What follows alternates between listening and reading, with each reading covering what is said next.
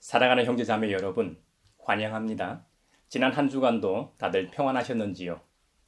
하나님과 그분의 아들, 우리의 유일한 구원자, 예수 그리스도, 그리고 거룩한 영이신 성령님께서 내려주시는 은혜와 평강이 여러분에게 있기를 빕니다. 예수님과 12제자들이 함께 모여 있었습니다. 12제자 중 야고보와 요한 형제가 예수님께 다가와서 말합니다. 선생님, 우리가 요구하는 것은 무엇이든지 해 주시기 바랍니다. 당차다고 할까요? 참으로 당돌한 요구입니다. 이들의 요구 내용을 보면 뭔가 거리낌이나 어려워하는 마음이 조금도 없습니다. 오히려 다른 제자들이 볼 때 버릇없고 주제넘는 지시일 뿐만 아니라 같은 제자 입장에서는 화가 날 일입니다. 실제로 다른 10명의 제자들은 이 상황에 대해 화를 냈다고 성경은 기록하고 있습니다. 야고보와 요한 형제가 예수님께 무엇을 요구했길래 다른 제자들이 그렇게 화가 났을까요? 예수님께서는 야고보와 요한 형제의 요구에 너희는 내가 너희에게 무엇을 해주기를 바라느냐고 인자하게 말씀하십니다. 그들이 옳거니 하고 주님께 대답합니다. 선생님께서 영광을 받으실 때에 하나는 선생님의 오른쪽에 하나는 선생님의 왼쪽에 앉게 하여 주십시오라는 것이었습니다. 이들 형제가 요구하는 영광을 받으실 때라는 것은 당시 그들의 정치적 상황이 로마의 식민 지배 상태였기 때문에 로마 제국은 물러가고 예수님이 진정한 정치적 왕으로 예루살렘에서 등극하실 때 왕의 최측근으로서 좌우 이 자리를 달라는 것이죠. 자리에 관한 요구라 된다 안 된다고 말씀하실 줄 알았는데 다른 말씀을 하십니다. 너희는 너희가 구하는 것이 무엇인지를 모르고 있다. 내가 마시는 잔을 너희가 마실 수 있고 내가 받는 세례를 너희가 받을 수 있느냐라고 되물으십니다. 제자들의 요구는 정치적으로 성공하여 한 자리씩 하기를 원하는 반면 예수님께서는 고난의 길, 십자가의 길을 말씀하고 있습니다. 바로 희생을 말씀합니다. 더 직설적으로 죽음을 말합니다. 구원자인 내가 죽어야 너희가 산다는 말입니다.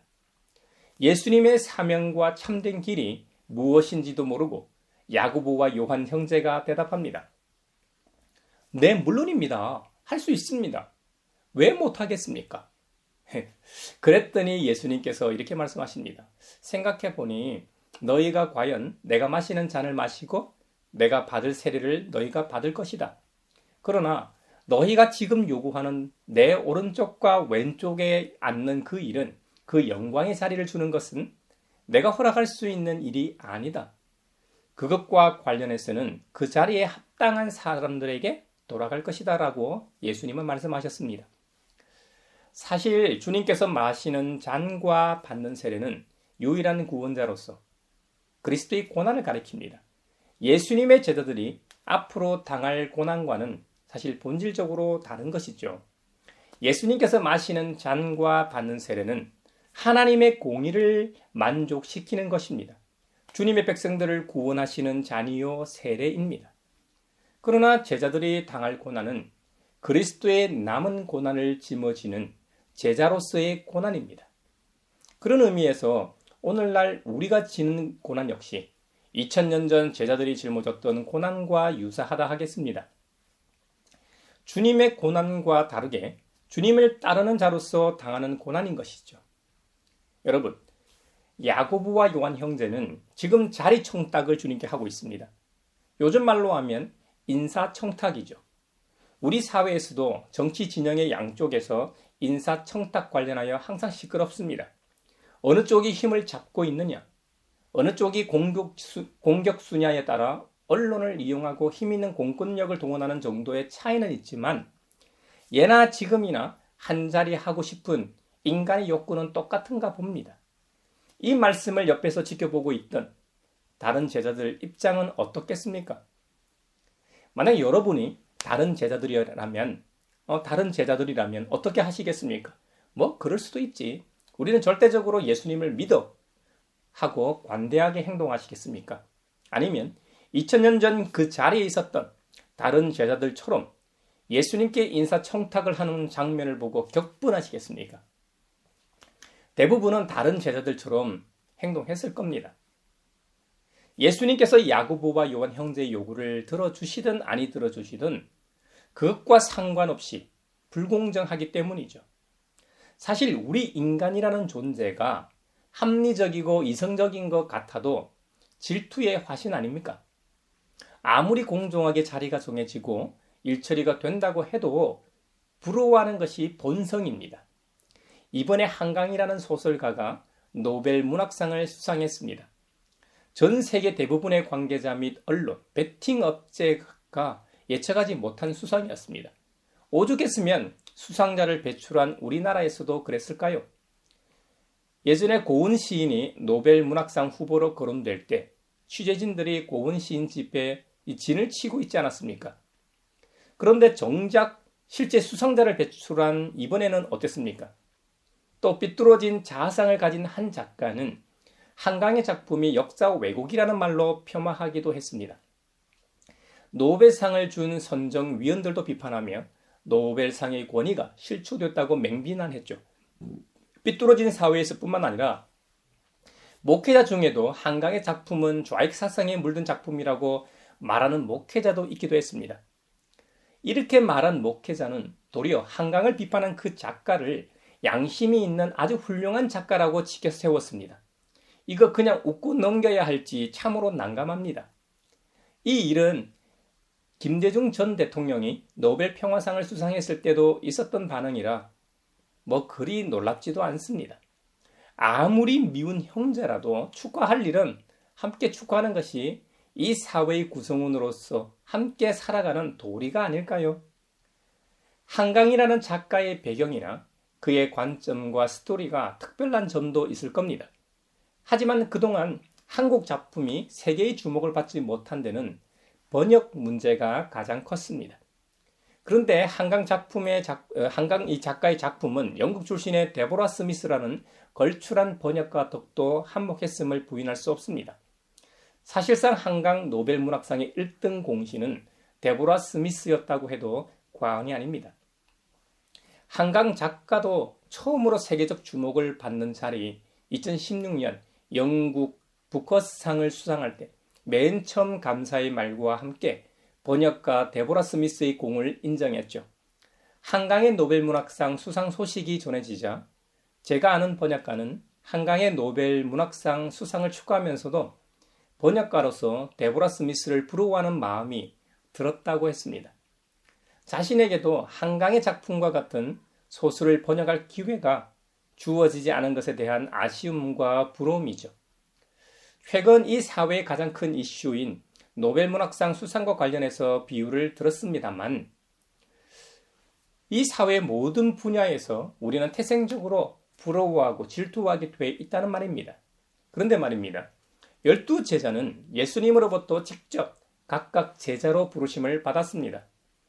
그런데 12명 중 누군가가 그것도 내가 보는 앞에서 당당하게 한 자리를 요구한다고 한번 생각해 보십시오. 그때 기분이 어떻겠습니까? 화도 나고 도저히 용납할 수 있는 상황이 아니죠. 그런데 야고보와 요한 형제는 그것을 요구했습니다. 다른 제자들은 우리처럼 똑같은 반응을 보였습니다. 또 다른 한편으로는 여러분이 만약 야고보와 요한 형제였다면 어땠을까요? 우리나라 정서상 남들이 보는 데서 대놓고 한 자리 요구하지는 않았겠죠. 하지만 타인의 시선을 많이 신경 쓰는 우리나라 사람들은 뒷자리에서 이런 일을 많이 꾸미죠. 극소수는 호기롭게 다른 제자들이 보는 앞에서 당당하게 요구할 수도 있겠지만 대부분의 한국 사람들은 뒤에서 요구하거나 말도 못하면서 속으로 아니면 자기네들끼리 뒤에서 욕하겠죠. 예수님께 한 자리를 요구하는 야고보와 요한 형제와 다른 제자들을 통해 인간의 근원적인 욕구와 욕망을 살펴보았습니다. 이런 것들은 죄의 속성입니다. 믿음의 눈으로 볼 때 예수님과 함께 있는 것이 가장 큰 상입니다. 가장 좋은 것입니다. 그 이상 다른 무엇이 왜 필요하겠습니까? 그리스도인이 추구해야 하는 것은 오직 예수님이십니다. 그래서 사도 바울도 그리스도 예수 안에서 하나님께서 위로부터 부르신 그 부르심의 상을 받으려고 목표점을 바라보고 달려가고 있다고 했습니다. 세번역 성경에서는 목표점이라고 번역했지만 이전 성경인 개역 개정판에서는 표대라고 번역했습니다. 표대를 향하여. 우리가 해외로 단체 관광을 갈 때나 관광 상품을 이용할 때 항상 우리 앞서 가는 것이 바로 팻말입니다. 그래야 관광하는 동안 어려움을 겪지 않기 때문이죠. 낯선 곳에서 팻말을 잃어버리게 되면 그 나라 말도 못하는 경우 난감하고 많은 어려움을 겪게 됩니다. 관광의 목적대로 몸은 피곤하지만 관광 상품 내용대로 잘 즐길 수 있는 것이 바로 팻말을 잘 따라다녔기 때문일 겁니다. 그 팻말이 성경에서 말하는 표대요 목표점입니다. 번역상 다른 단어를 사용했습니다만 여러분에게 와닿는 용어로 적용하십시오. 신앙에 있어서는 예수님께서 우리의 표대요 목표점이 되십니다. 그렇기 때문에 신앙의 여정 가운데 다른 것이 필요하지 않습니다. 오직 믿는 자들에게는 예수 그리스도만이 필요합니다. 아멘. 그래서 하나님께서 예수님을 유일한 우리의 구원자로 내세우고 주신 이유입니다. 물론 예수님 믿고 영원한 생명을 얻는 것도 중요하고 천국 가는 것도 중요하고 이 땅에서 하나님 나라를 맛보고 사는 것도 중요합니다. 그러나 무엇보다도 중요한 것은 우리가 예수님을 소유하고 있다는 그 사실이 가장 중요합니다. 우리가 진짜로 예수님을 믿고 그분을 소유하고 있다면 이 세상에 더 이상 그 무언가가 필요 없는 존재가 되는 것입니다. 예수님은 이 세상을 창조하신 성자 예수님이십니다. 창조의 하나님과 함께하는 자에게 무엇이 더 필요하겠습니까? 이 세상 모든 것을 다 소유한 것이나 다를 바 없죠. 그 말은 여러분의 가치가 그 정도라는 말입니다. 오늘날 많은 사람들은 물질주의의 영향을 받아 사람의 가치를 물질의 잣대로 봅니다. 얼마나 비싸고 넓은 집에 사는가? 서울 강남에 사는가 말이죠. 얼마나 비싸고 좋은 차를 타고 다니는가 말이죠. 또 어떤 직업을 가지고 있는가? 한 달에 얼마나 버는가? 연봉은 얼마나 되는가 등등 말이죠. 모두 물질의 기준이죠. 그런데 그런 건 중요하지 않습니다. 물론 앞서 말한 물질들이 이 세상을 살아가면서 없어도 된다 이 말이 아닙니다. 없어서는 안 되죠. 많으면 생활하고 살아가기 편하죠. 다른 사람들로부터 대접도 받고 말이죠. 우리 믿음의 사람들은 물질로부터 자유하여 그런 걸 소유하지 말자는 게 아닙니다. 세상 사람들은 그런 것들을 가장 귀한 것으로 여기지만 우리는 그들과는 좀 다른 가치관을 가지고 있다는 말씀을 드리는 겁니다. 혹 우리가 그들만큼 물질을 소유한다고 해도 그것이 우리 가치 측도가 아니라는 말입니다.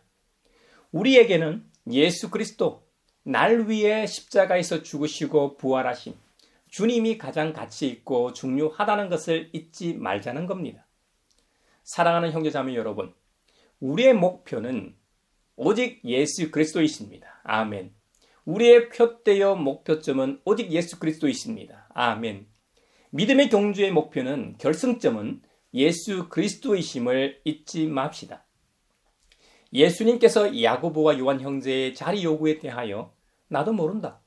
누가 되었든 간에 그 자리를 받을 만한 사람이 받을 것인데 그것은 오직 하나님 아버지만이 아신다고 하셨습니다. 우리의 관심은 제밥에 있어서는 안 된다는 말입니다. 사실 이 세상 사람들은 제사의 본질인 제사보다는 제밥에 더 관심이 많은 것도 사실입니다. 그래서 이 세상의 전부였던 예수님과 함께하는 은혜와 큰 광영을 누렸음에도 불구하고 그것에 만족하지 못하고 또 다른 자리를 요구하는 어리석은 짓은 하지 말아야 하겠습니다. 여러분, 우리가 왜 매주일마다 예배를 드립니까? 예배를 통해 뭔가 복을 받기 위해서입니까? 또 다른 은혜를 받기 위해서입니까? 아닙니다. 예배는 복을 기원하고 복을 받는 자리가 아닙니다. 내가 바라고 소원하는 제목을 들고 나와 간구하고 요청하는 자리가 아닙니다. 예배는 감사의 자리입니다. 하나님을 하나님으로 인정하지 않고 떠난 우리에게 직접 찾아오셔서 우리의 죄값을 십자가에서 대신 치르시고 구원하여 주신 은혜에 감격하여 감사를 표하며 찬양하며 하나님이 하신 일들을 고백하는 자리가 바로 예배의 자리입니다. 하나님을 하나님으로 인정하는 자리입니다. 그래서 예배에 은혜가 있는 것입니다. 그래서 예배에 감격이 있고 기쁨이 있는 것입니다. 할렐루야. 본질적으로 그리스도인들에게는 예수님만 있으면 됩니다. 다른 그 무엇이 필요하겠습니까? 그럼에도 불구하고 현재 여러분 개개인의 상황과 처지 때문에 염려하고 걱정이 많으실 겁니다. 그것은 기도의 제목으로 하나님께 간구하십시오. 지난 시간 말씀을 나누었던 것처럼 우리가 믿고 의지하는 하나님께서는 그 누구보다도 우리에게 무엇이 필요한지 가장 잘 아시는 분입니다. 그 한순간 한순간은 몰라도 여러분의 삶을 한번 되돌아보십시오. 여러분 혼자가 아니었습니다. 주님이 함께 하셨음을 목격하게 될 겁니다. 마치 아무 목격자도 없는 것처럼 느껴졌지만 그 당시 영적인 CCTV를 돌려보면 그 자리에 누군가가 계속 함께하고 있었음을 믿고 고백하게 되리라 믿습니다. 여러분, 야고보와 요한 형제는 오늘 무리한 요구를 했습니다. 그리고 다른 제자들은 그 일에 대해 격분하고 화가 났습니다. 하지만 주님은 그 일에 대해 차분하게 너희가 나의 길을 갈지라도 너희가 요구하는 그 자리는 그 자리에 합당한 사람에게 주어질 것이라고 답변하셨죠. 형제자매 여러분, 우리도 이 세상을 살아가다 보면 자리에 대한 욕구가 있을 수 있습니다. 또 분에 넘치는 일을 할 때도 있고 그런 욕망이 우리에게 속삭일 수도 있습니다. 그때 오늘 주님의 말씀을 기억하십시오. 그 자리가 하나님께서 내게 준비하신 자리인지 아닌지 말입니다. 그러면 명료해집니다. 예수님께서는 자리를 요구하는 제자들에게 섬김에 대해서 강조하십니다. 앞서 자기를 부인하고 자기 십자가를 지고 나아가는 자만이 주님의 참 제자가 될 수 있다고 하셨습니다. 그래야만 하나님의 나라가 그들의 것이 된다고 하신 것이죠. 또 어린아이와 같이 순수해야 하나님 나라에 적합하다고 말씀하셨습니다. 이런 설명을 마가복음 15장 전반부에서 앞서 하나님 나라에 대해서 가르쳤는데도 불구하고 자리나 요구하는 이 제자들에게 이번에는 하나님 나라의 원칙인 섬김의 도리를 말씀하십니다. 종의 윤리라고 할까요? 구약에 나오는 그 위대한 요셉, 모세, 여호수아, 다윗과 같은 인물들은 이미 종의 길을 걸었던 사람들입니다. 심지어 예수님 자신도 종의 길을 걸으셨습니다. 제자들이 그렇게 기대했던 예루살렘에서 전혀 다른 모습, 십자가의 죽음은 섬김의 도리의 절정을 보여주는 모습입니다. 그래서 오늘 본문 마지막 구절인 45절에 보면 인자는 섬김을 받으러 온 것이 아니라 섬기러 왔으며 많은 사람을 구원하기 위하여 치를 몸값으로 자기 목숨을 내주러 왔다고 위대한 선언을 하셨습니다. 예수님께서 이 땅에 오신 목적은 자기 목숨을 많은 사람의 대속물로 주시는 것이었습니다. 이는 섬김의 표현입니다. 고대에서 전쟁 중에 사로잡힌 포로나 노예를 값을 지불하고 속전하는 것과 같은 것입니다. 우리는 사단에게 사로잡혀 있던 영적 노예였습니다. 이 노예는 예수님의 십자가의 이 죽음과 부활이 아니면 절대로 속전할 수 없는 것이기 때문에 대속물로 이 땅에 오셨던 것입니다. 그래서 성경에서 사망에서 생명으로 옮겼다고 말했던 것입니다. 이 얼마나 위대한 선언입니까? 예수님의 3년간의 공생애에는 특히 섬김의 시간이었습니다. 이것은 믿는 사람이라면 그 누구도 부인할 수 없는 일이죠. 예수님께서 지상에서 행하셨던 모든 섬김의 결정체가 바로 십자가의 죽음입니다. 예수님께서는 십자가의 죽음을 통해 하나님 나라의 원칙인 섬김을 직접적으로 보여주셨습니다. 예수님을 따르는 제자들에게 요청되는 것, 자기를 부인하는 삶이라고 했는데 이것은 본질적으로 섬기는 일보다는 섬김을 받으려는 욕구가 더 강합니다.